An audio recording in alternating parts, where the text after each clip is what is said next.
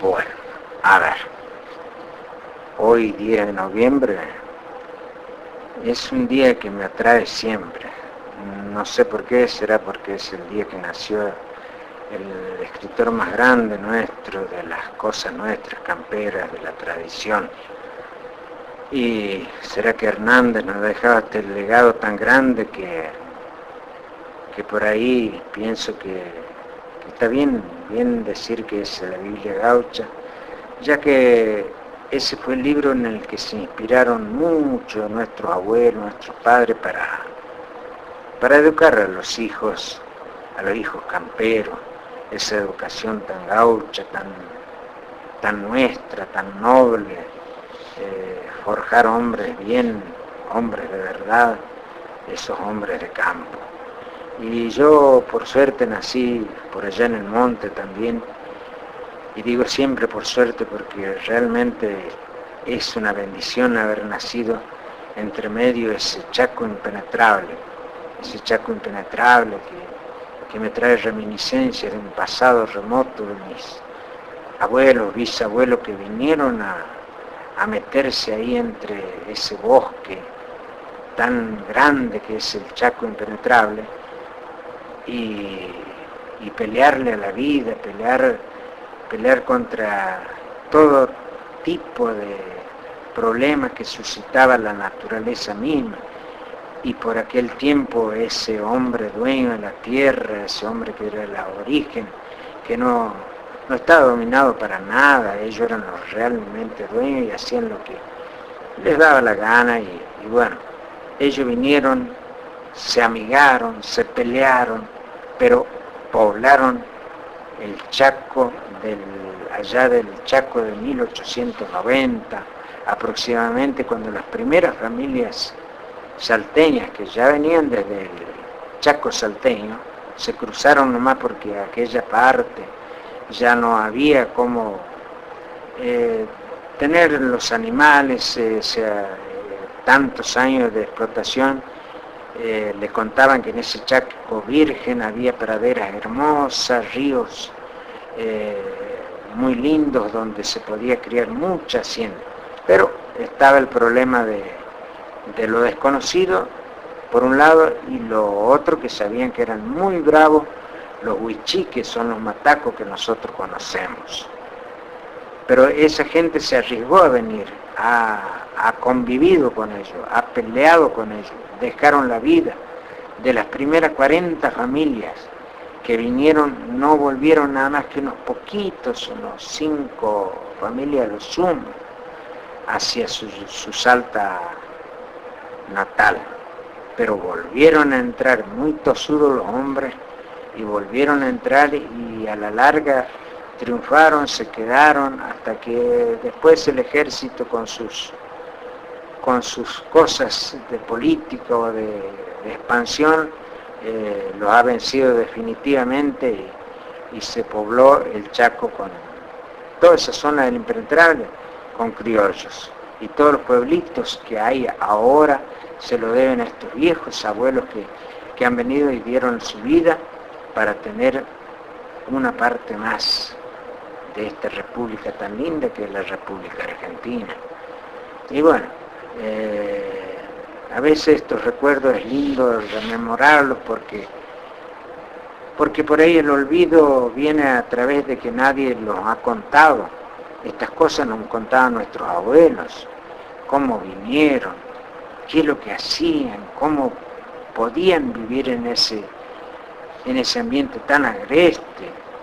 Ellos no es que eran niñitos de pecho, sino que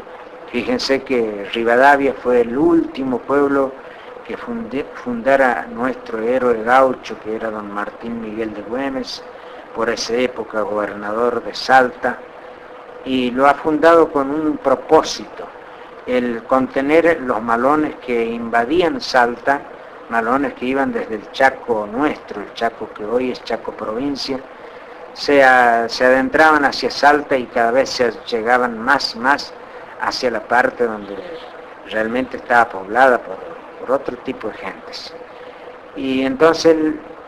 fundó el pueblo, y ¿saben a quién mandó? A sus legendarios gauchos, con los que peleó por la independencia, a sus hijos, a los hijos de ellos, a los nietos, todos ellos somos descendientes de esos bravos que pelearon por la independencia. Lo dicen los apellidos, lo dicen las historias que nos cuentan, y solamente ellos, con el coraje que tenían, con la experiencia, han venido a poblar ese último pueblo del confín de Salta, de la provincia de Salta, que es en el Chaco impenetrable, el pueblo de Rivadavia, Banda Sur. Y bueno, de ahí vino mi abuelo, de ahí vinieron toda esta gente que hoy puebla nuestro Chaco impenetrable, que son los nietos, los bisnietos que estamos quedando por acá. Yo tengo la suerte de haber, repito, haber nacido y convivido con toda esa gente brava, esa gente que sabía cómo dominar el monte, en ese ambiente, repito, tan agreste. Lo he conocido de cerca en mi niñez y en mi primera juventud o adolescencia, que me tocó vivir ahí entre ellos. Así que de eso se trata, que quiero contarles las vivencias después de haber nacido un 24 de diciembre, el primer grito de guerra que había dado por allá en esos montes impenetrables. Y llegaba yo, y de un abuelo que todavía estaba joven, de un papá joven, de una madre hermosa, de la Florencia Yulán, descendientes de gitanos, muy, muy bella, no porque sea mi mamá, sino que más o menos puedo describirle el recuerdo que tengo de ella, una mujer morena, de ojos verdes enormes, cabello rizado, muy pero muy lindo. Y mi papá, un criollo descendiente de los viejos españoles que ya habían poblado esa parte de Salta. Y bueno, de ahí salgo yo, y con ansias de ver este mundo, la luz, y me he criado, pero lamentablemente un poquito nomás, porque a los 5 o 6 años me trajeron a lo que era un pueblito recién que empezaba a ser pueblo, que era Juan José Castel, para ir a la escuela, porque no había escuelas en ese Chaco impenetrable. Y me dejaron con mi abuelo, que poseía algunas quintas ahí alrededor de ese pueblito. Y estuve ahí haciendo la primaria en parte, otra parte la hice por allá, en un pueblo muy conocido, mejor dicho, un paraje conocido, donde ya había un maestro, un viejo maestro catamarqueño, viejo, digo, por el tiempo, uno de los primeros maestros que había llegado desde Catamarca para afincarse y repartir lo que se dice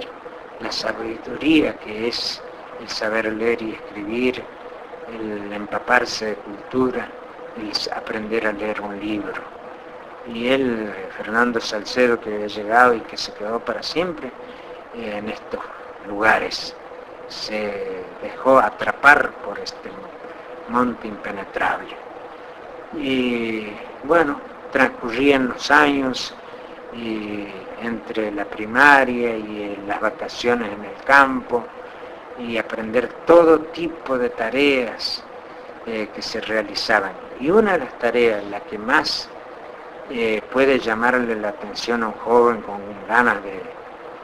de aventuras, con adrenalinas fluyendo por su cuerpo, es la corrida de baguales, el trabajo de la hacienda baguala, que había muchas, porque los campos eran abiertos, y al ser abierto era imposible tener hacienda mansa, eran todas baguales, o sea, cimarrona, puede ser el sinónimo, puede ser arisca, es decir, no se dejaban encerrar ni atrapar bajo ningún concepto. Y entonces había hombres que hacían la tarea de pillarlos, esto es la palabra que usamos para ello, que quiere decir agarrarlos y atarlos por ahí en el monte. Y bueno, esta tarea es muy poco conocida, muy poco reconocida también, y que solo aquellos que la hemos aprendido de chiquito a verla y después por qué no acompañar a los peones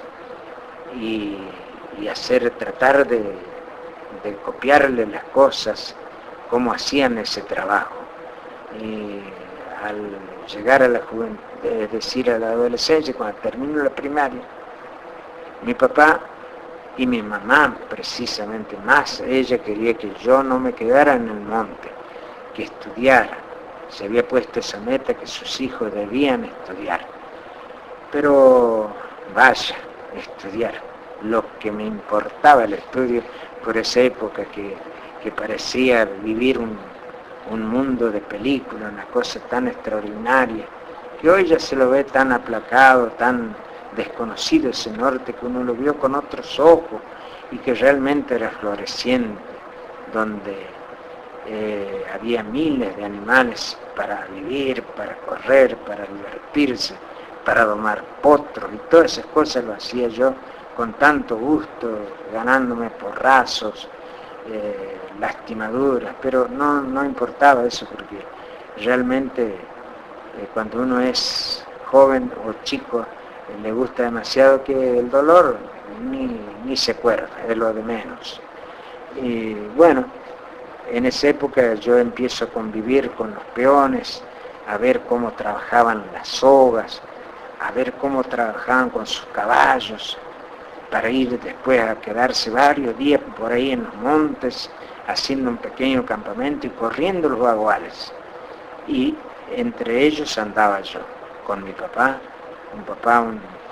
que me enseñaba todo lo referente al campo, del peligro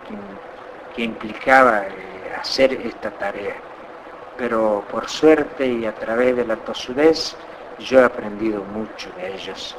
Y gracias a Dios, digo, porque el saber no ocupa lugar, hoy en el tiempo me estoy acordando de todas esas cosas, un 10 de noviembre, Día de la Tradición. Y tantas otras para contarle, tantas vivencias nítidas que han quedado en mí, que me gustaría plasmarla alguna vez, si se puede, en algún libro, en alguna cosa, el contar cosas tan lindas como ser fiestas, los carnavales, esas fiestas tan lindas